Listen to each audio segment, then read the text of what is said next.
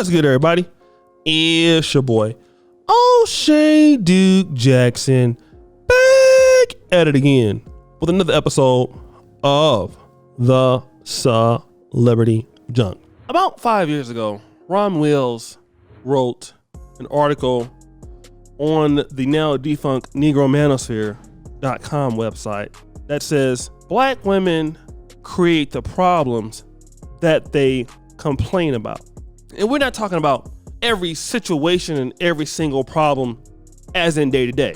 Meaning that, a black woman goes out there and drives down the street. Some black man hits her in the, speeding, hits her car, bumps her car, defend her. We're not talking about that, all right? Or a black woman is falsely accused of something that she did not do. We're not talking about that. We're talking about in the dating and mating world, okay? Now, let me preface this before I get into this whole situation of what I mean. You have a lot of beautiful, attractive black women that have a lot of opportunities to date. I won't say whoever they want because nobody can get everybody they want, but you can get a lot of different people, especially if you live in certain parts of the United States. Philadelphia is one. Atlanta, depending on who you talk to, might be one for women. Brooklyn, New York City, but none of them, in my opinion, for women are as versatile as the DMV. DC, Baltimore, that area, PG County, Virginia. It's amazing. People from all over the world, all over the country. You have people in the military live and work there. Okay? Yet somehow, sisters find themselves picking the wrong guy and blaming others about it. And what we're going to do, we're going to see this with Robin Dixon. Now, Robin Dixon is a lady married to Juan Dixon. If you guys remember Juan Dixon, he played in the NBA. He's currently the coach over at Coppin State. Also in scandals, all right? And from what I understand, and let me know if I'm wrong, they were married, divorced, he made them broke.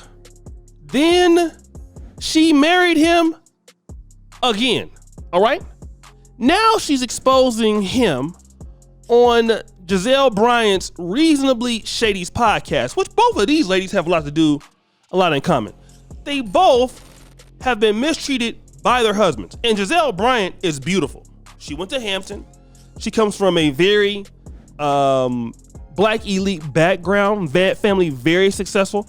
You mean to tell me that she couldn't deal with whoever she wanted to deal with? That's BS. But no. Giselle Bryant is out here dating 20 guys, 20-year-olds younger than her now, trying to podcast it up.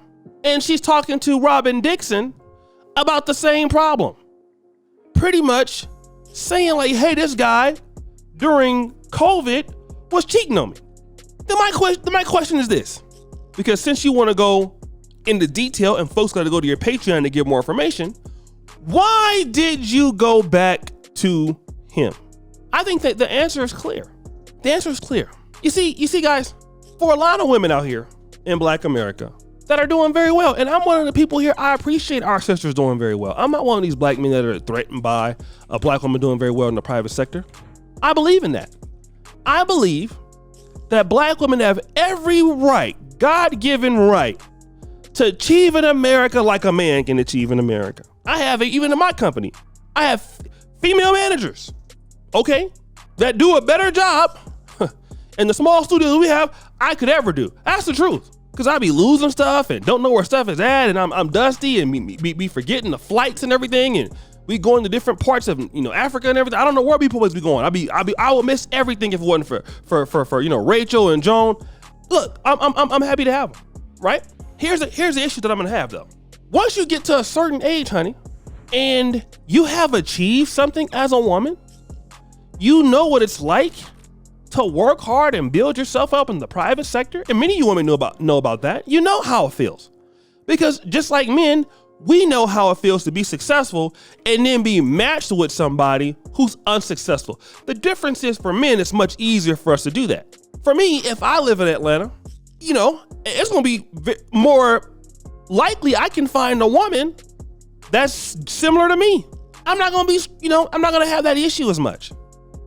But as a woman, as you get to progress And with most successful people, you have less friends, right? It's the truth, because, you know, after you achieve so much, you know, I'm not going to call you an elitist or call yourself an elitist, but it's the truth.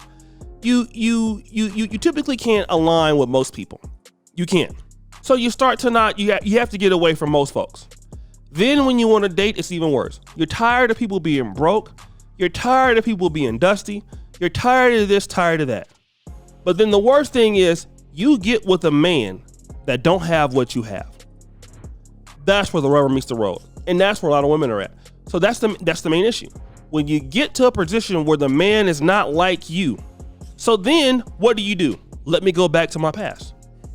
Cause I mean, I can be alone, but I don't really want to be alone because there's nobody else out there that, you know, at my age or I can trust or that wants a serious relationship like myself. And there is some truth to that. As a woman gets older, a lot of guys who are, and it's different in today's world. Maybe if you come from an elite family, it might be a little different. But most men, with today's world and how it works, guys can say, you know what? Give me the white woman.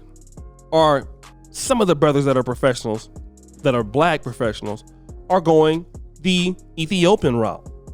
The women from Nigerian route, Ugandan route. A lot of black men are dealing with African women. Some brothers are just not dealing with American women at all right?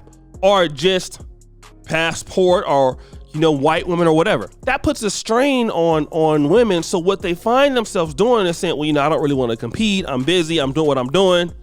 So then it becomes like, you know, let me just go back to what I know. Let me come back to what I know.